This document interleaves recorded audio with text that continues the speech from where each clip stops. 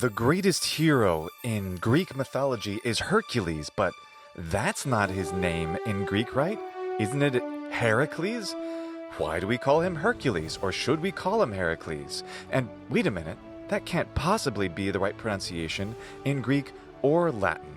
Today we're going to talk about the names of some ancient mythological figures from Greek and Roman mythology and how those names were pronounced in ancient times as well as today.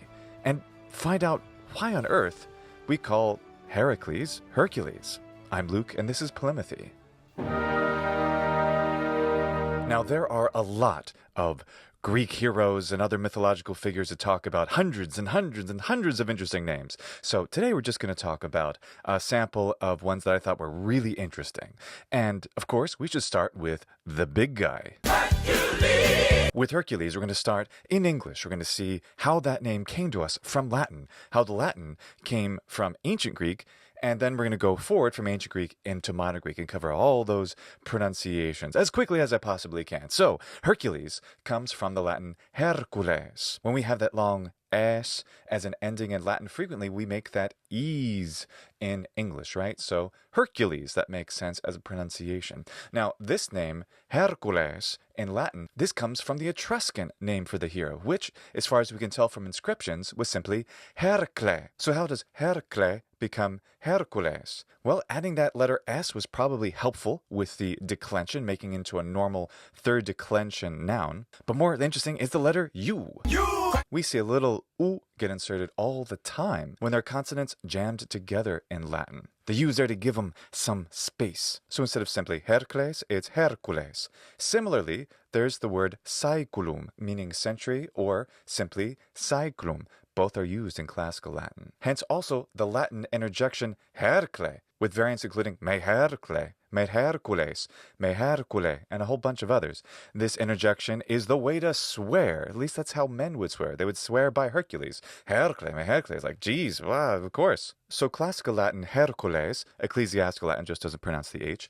Hercules comes from Hercle in Etruscan. And the Etruscan version of the name comes from the original Greek name. Now, how was the ancient Greek name pronounced? Something really interesting when it comes to a lot of these names is that they don't come from just one version of ancient Greek. There were many versions of ancient Greek, especially in the classical Greek period around the 7th, 6th, 5th, 4th centuries BC. All kinds of different dialects. I've talked about those in a different video. So for the sake of simplicity, I'll be talking about the Attic name, especially the Attic pronunciation of some of these names. And in classical Attic, his name is Heracles. Very different from how it sounds in modern Greek, which is Heracles. This name almost certainly means something like the glory of Hera. One more note about that letter U that appears in the Latin name Hercules.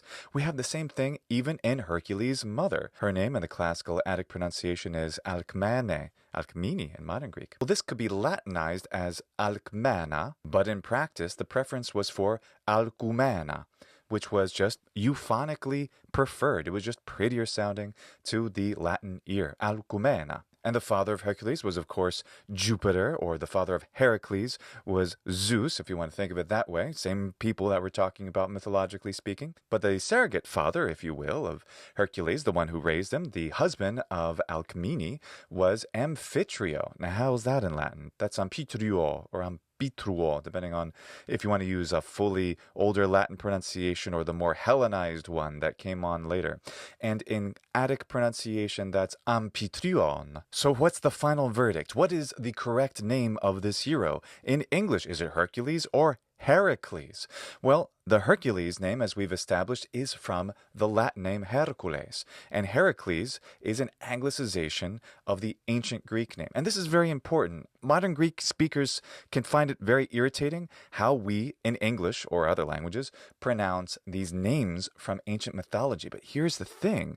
Modern Greek speakers, most of these terms do not come directly from modern Greek. The vast majority of them come to us transmitted from the study of ancient Greek specifically, or much more commonly through transmission via Latin and Latin's descendant languages like Italian, Spanish, French, and from there they spread into other languages like English. So rather than seeing this as something to criticize as being incorrect, like saying Socrates instead of Socrates, a Socrates, And they... Socrates. Would you say? Socrates. What this does is reveal a really rich change of pronunciations, transformations of languages, entire evolutions of civilization over thousands of years. It's a part of our patrimony, our heritage, simply as speakers of English or any of these other languages, modern or ancient. And if you want to learn Latin or a modern language, but you're not sure which one to commit to yet, then you should take the StoryLearning 10-Day Challenge. For Latin, in my 10-Day Challenge, I give you a preview of the StoryLearning course that I made. Salve Lucius Nemo. Nemo, right? Like Finding Nemo? Not a person, but that is no one. And in that course, you get the full novella of Vir Petasātus, that adventure story reminiscent of Indiana Jones, but written in Latin. And the 10-Day Challenge, you get to experience the first chapter, and I'll teach you all you need to know about the grammar, the phonology, the vocabulary, the syntax. If you're a beginner, you'll learn a ton about Latin in a short period of time. Or if you want to learn a modern language like Italian or French or Japanese, the 10-Day Challenge is an excellent way to do that, because you can try out these StoryLearning courses without committing to a full program yet. See if you like the teaching style, if you even like that language very much. I bet you will, but you won't know unless you try. So sign up at the link in the description. Let's move on to perhaps the most famous of all heroes of literature, and that is Achilles. Achilles is the English pronunciation from the original Latin, which is Achilles. And Achilles is from Achilleus. The modern Greek pronunciation of the name is Achilles. While Hercules has the variant Heracles, which is taken from the ancient Greek directly, somewhat more directly, still via Latin, the Achilleus, that doesn't have an equivalent. We just have the Achilles from the Latin Achilles. We don't have an Achilles name in English, though I guess we could anglicize it that way.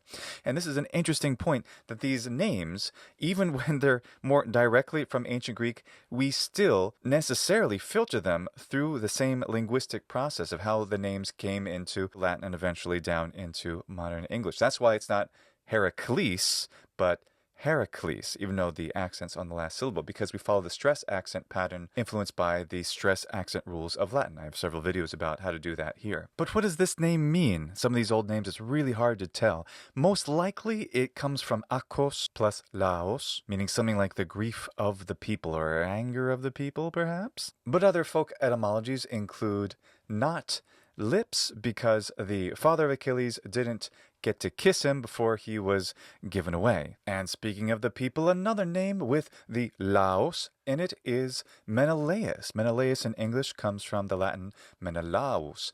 This comes from the Ionic or Homeric Greek Menelaus, which means possibly something like the anger or wrath of the people, like the first word in the Iliad itself, maninae detea, right? That manin is possibly what that means, or it could be from a different root. In any case, the Laos there is definitely the people. Interestingly, like I just noted, that's dialectic to Ionic or Homeric Greek Menelaus, not the Attic way of doing things. Attic was the prestige dialect, but it wasn't always like the other dialects. And the Laos was often Leos instead, especially in compounds. Thus, this name in classical Attic is in fact Menelaos. This is the same kind of quantitative metathesis that we have in the genitive of words like that of polis, meaning the city-state, which is polios, from an earlier poleos or polevos. Menelaus' brother, the Anaxandron, the ruler of men, the leader of the Greeks in the war against the Trojans, was Agamemnon. Now, Agamemnon, that comes from the Latinization of the Greek name, and the Latin name is Agamemnon. There is a variant where the final letter N is left off, as is often true of these Latin names, especially if they're from Greek. And we find, in fact, Agamemnon as a variant in Latin. But the classical Attic name is Agamemnon. Agamemnon means very resolute. And the reason that Agamemnon was so very resolute in his war against the Trojans was because his brother had been wronged. How was he wronged? Well, that's because Paris stole his wife, Helen of Troy, Helen of Sparta, actually. Helen is from the Latin Helena, or also Helenae, which is much closer to the original Greek. Notice that the final e of a lot of names, especially female names, is turned into just a simple a, like other first declension feminine names. But Latin is really cool because it often takes advantage of the more Greek name sometimes, or the more Latin name, depending on the usage, the poetry, the style. It's great. This is the richness of language. It's wonderful. So Helene is the name in classical Attic, and that's Eleni in modern Greek pronunciation. The most likely etymology of this name is from a Proto-Indo-European sun deity, although it's also possible, though not very likely, that it's related to the word for the moon, which is Selene. Probably not, though, given the evidence that we have. And her new husband, the Trojan who took her to Troy, of course, was Paris, and that's Paris, both in Latin and ancient Greek pronunciation. And this name Paris is almost certainly a Luwian name. Luwian is a fascinating language. Oh, if we only had more information about it. Closely related to Hittite, it's an Anatolian language. Luwian may have been the actual language of these legendary ancient Trojans. Interestingly, the city, Paris, is not related at all to this ancient Greek name. The city Paris is from the Latin Parisii, which were a tribe. In fact, the name of Paris in Latin is Lutetia Parisiorum, at least in the classical Latin pronunciation, Lutetia Parisiorum, in a more ecclesiastical pronunciation. And that name, Parisi, has nothing to do with with that ancient Greek name at all. It's just a sheer coincidence in English that they're the same. And speaking of Paris, there is not just the Paris in France, but Paris in Tennessee. And that's where there is a fantastic school. I went there once. There's a video about it. You can see it here. The Weston Classical School is an amazing place where if your parents and you have children and you want to move there, you can take them there, and then they can actually have the majority of their classes all taught in Latin, including other subjects like math and science. It's amazing. So check out their website if you want to learn more. Placet ne tibi loqui latine? Placet. Bene. Paris's brother was Hector, and Hector is such an important name that it's even a verb in English. And I talked about how strange I thought it was in the House of the Dragon in that one episode in that video. But anyway, Hector, it comes from Latin Hector, from the classical Attic pronunciation of the name in ancient Greek, which is Hector. Now, something I think is really interesting is how this name is used in other languages. For example, spelled practically the same way, this name is pronounced Hector in Spanish, right? Hector. You may even know an Hector in Spanish. It's not Hector, like you might think it would be. Now, why is that? The reason that the or here isn't the same or in, say, doctor in Spanish. The doctor word is from doctor. That's the nominative, but the accusative in Latin is doctore. It's long and it gets a stress on it, so that doctorem becomes doctor in Spanish, whereas the Latin accusative of Hector is hectore, and that gives us Hector, as well as ettore in Italian, and so forth in other languages. That's why the stress is different than you might think for an or word. The reason is that the Greek declension is like this: Hector, Hectoros, Hectori, Hectora, oh, Hector. That O sound is fundamentally short in the root of the word. It's only lengthened in the nominative. Hector is an adjective in ancient Greek, and it means holding fast. Hector's wife was Andromache, Andromache in classical Latin pronunciation, but Andromache in the classical Attic pronunciation of Greek. Andromache with a modern Greek pronunciation. And these roots are aner, man, and mache, which means battle. Now, one of the most famous heroes of all, and especially in the past couple hundred years, just ever so popular, is Odysseus, right? Interestingly, Odysseus, while this is certainly from the Latinization of his Greek name, the classical Attic name is Odysseus, this is not the Roman name. The Roman name is actually a different name we use, which is Ulysses, like Ulysses S. Grant, which is from the Latin Ulisses. And Ulisses and Odysseus, they are totally different looking, so what the heck's going on here? Well, Ulisses is from a Greek form, most likely. It is from the Doric dialect Ulixes, practically the same as the Latin name. And this looks a little bit more like Odysseus, but it's still kind of radically different, isn't it? Especially that lambda instead of a delta, la instead of da. But if you think about it, la and da are articulated in a similar part of the mouth. Certainly in ancient Greek, that's true. And the ending is a different kind of name ending. Instead of eus, it's es. Olixes, and instead of xa, it's sa. Odysseus, Oduxeus, Olixes, Odysseus. You can kind of hear they're kind of sort of similar. Interesting how variant they are. And this name is really old. It seems that the name of this hero was usually with the delta, the "the" sound, in the Ionic dialects and the islands, whereas the mainland ones, like Doric, tended to prefer the "l" sound. Fascinating how all these things trickle down to us. And it is odd, isn't it, that for whatever reason we don't tend to call him Ulysses or Ulysses in English so much, this mythological character. We prefer to call him by the anglicization of his ancient Greek name rather than the Roman one, which is, of course, Odysseus, Odysseus, which is Odysseus in modern Greek pronunciation. And what could this name mean? Well, the ancient authors thought it could be from the verb odysomai, which means I hate. And it's possible, but the more likely explanation is this, like so many other names, is of pre-Greek origin. Now, what does that mean? It's a Greek name of pre-Greek origin? Well, the Greeks, if we think about them in a linguistic sense, a Proto-Indo-European sense, since the ancient Greek language, of course, is related to all of the other Indo-European languages, the original Greeks, or rather speakers of the Proto-Greek language, they came down through the Balkan Peninsula into what we consider to be the geographical area of Greece. There's mainland Greece, and then there are the islands and so forth. There's the western part of Anatolia. All that became Greece in the ancient sense of the idea, because that's where the Greek speakers were. But before these Greeks got there, there were other Greeks that were pre-Greek, pre-linguistically Greek, already there speaking different languages, and a number of these words mixed with the Proto-Greek and became part of the language. But it wasn't just Odysseus or Ulysses who had all the fun being utterly lost at sea. There was also Aeneas. He is the hero of the Aeneid by Virgil, right? He is the founder of the Romans and all of that legendary mythological stuff that the Romans loved so much. Anyway, Aeneas, though, interesting, he's not just like a made-up character by Virgil.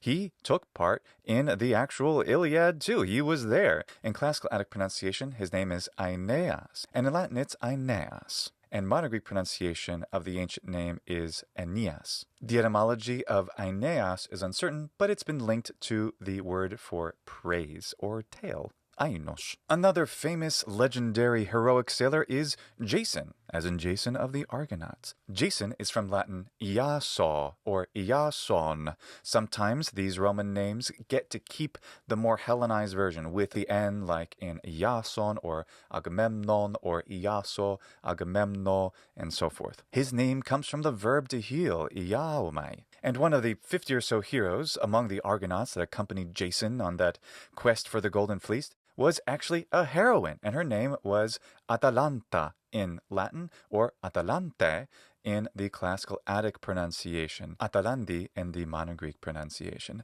Interestingly, this name means balanced, because you have that talanton. That's the word for talent. Wait a minute, talent. Like if you have a talent, right? There's like skill, there's talent. Talent is your gift. Gift as in the parable, like you're given a talent and you don't bury the talent. You want to use the talent and invest the money. You know what I'm talking about, right? If not, remind me and I'll make a video about it. In any case, the word talent, the talanton, that is the word for balance, because you would weigh the gold or silver, or whatever it is you're using to mete out for some kind of payment on a balance. And the a part, though, sometimes this is privative in ancient Greek, meaning it takes away, but this a is in fact the a of unity. So it means actually the opposite of what the a prefix normally means in ancient Greek. So Atalante, the balanced one. I didn't say her name in English because I've actually only heard it in Latin and Greek, so I guess it would be Atalanta. That's good enough. Here's another really important hero, Bellerophon. Bellerophon's from the Latin Bellerophon, and in Greek, in classical Attic, it's either Bellerophon or Belleropontes. And this name means the slayer of Belleros. And Belleros, we're not sure who it was. Apparently, it could have been someone that Bellerophon accidentally killed with a game of knife throwing or something. Not really sure. These Greek myths are pretty crazy. In any case, Bellerophon didn't just slay some guy named Belleros, he also slayed the chimera, Chimaira. Medusa, meanwhile, was slayed by a different hero, and that was Perseus. Perseus in Latin, or Perseus in classical Attic pronunciation, Perseus in the modern Greek pronunciation. As for the etymology of the name, there are a lot of good hypotheses about what it could be. It's probably pre-Greek, maybe it's Proto-Indo-European, not really sure. The folk etymology in ancient times, meaning not the real etymology, is that Perseus gave his name to the Persian people. That's, of course, incredibly unlikely for a lot of different reasons, but it's neat to know that. Another hero of the Iliad, actually two, they had the name Ajax. We call him Ajax because that's what his name is in Latin, Ajax. Interestingly, it's not Ajax in ancient Greek, it's Aias. Somehow that X was probably in a different dialect. Think of how Ulisses is the dialectical name of the more standard Odysseus, right? So I find it really interesting that we have another X preserved in a Latin name derived ultimately from a Greek name. Etymology is not real clear on him. Another hero and the greatest poet and rhapsode in mythology and legend was Orpheus. Orpheus in classical Latin pronunciation, Orpheus, of course, in the ecclesiastical pronunciation. It's frequent for these names, too, to get a stress on the final syllable, like Orpheus or something like that, imitative of the Greek accent, which in this case is Orpheus for the classical Attic pronunciation and Orpheus in the modern Greek pronunciation of that name. It's possible that the root is Orpanos, which is orphan, but no one's really sure. Another name that's like this is that of Theseus, Theseus, the slayer of the Minotaur. The name Theseus is related to many words about law and institutions, like thesmos and even the word thesis, a thesis, synthesis. That's from the verb dithemi, ultimately, meaning put. Theseus, classical Attic pronunciation, Theseus, modern Greek pronunciation of the same name, and Theseus in classical Latin pronunciation. And he was none too kind to Ariadne, who got him out of the infamous labyrinth, right? And Ariadne, the daughter of King Minos of the Isle of Crete, in the classical Attic pronunciation, Ariadne in the modern Greek pronunciation, Ariadne, or even Ariadna in classical Latin. Now, while that concludes the sample of heroes and heroines I wanted to talk about today, there was a request from the last video where we talked about the names of the gods and the goddesses, specifically how to pronounce the name of Hecate. That's the classical Attic pronunciation of her name. Hecate in the modern Greek pronunciation. Who is this person exactly? Well, Hecate was a goddess associated with magic and crossroads and a bunch of other very interesting things. So how should we pronounce this name in English? Well, we can actually trace it pretty well by just importing it first from ancient Greek into classical Latin. Well, we take Hecate and we get Hecate in classical Latin. Notice that the stress rules of Latin have nothing to do with the pitch accent in Greek, and how we end up pronouncing the name, where we end up putting the stress in the English version of these ancient Greek names is almost always dependent on and influenced by the Latin pronunciation of the name, where the stress accent is in the Latin version, which is, of course, Hecate. Now, we can just take that and we make one little change. That final long e normally becomes an E sound. So Hecate becomes Hecate. That is the simplest way to pronounce her name. But because when we have a final E, especially after a single consonant, it looks like that silent E or qualifying E that lengthens vowels, we might get something like Hecate. And Hecate ends up being simplified, that sound. That vowel goes from being A to just I, and you get Hecate instead. But Hecate is the pronunciation I prefer for that particular name when we render it into English. I hope you found this video interesting. Thank you so much to all of my Patreon supporters. Check out the 10-day challenge for story learning. Learn a new language. Today's the day. Link to that in the description. And if you want to see more videos like this, I'm thinking of doing the gods and the planets next. If you're interested in that, let me know below. I'm really excited to make more videos about these fascinating pronunciation and historical, legendary, mythological topics. Hygienete et valete.